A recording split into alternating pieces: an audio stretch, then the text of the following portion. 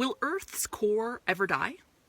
Well, probably. We think yes. And by die, we mean cool down enough that a lot of the activity we see on the surface up here starts to slow down, the way that we've seen it happen on Mars. Now, Earth has a lot of heat left over from its formation and a lot of heat coming from radioactive decay. So there's elements like uranium and thorium, these really heavy radioactive elements that we think have sunk to the bottom. And by bottom, we mean core, right? Because bottom from every single direction. And that those materials are slowly decaying, giving off heat.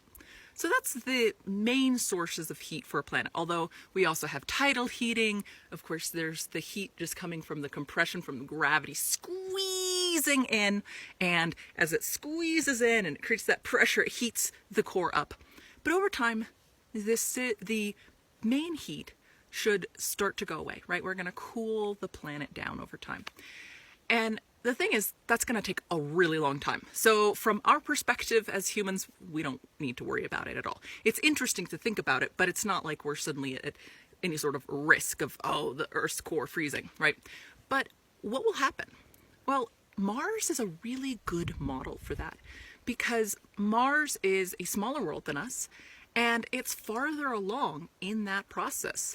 So when our core eventually does cool, assuming that Earth survives to that point, our magnetic field, our global magnetic field will probably shut down and most of our volcanism. So Earth will be a very different planet.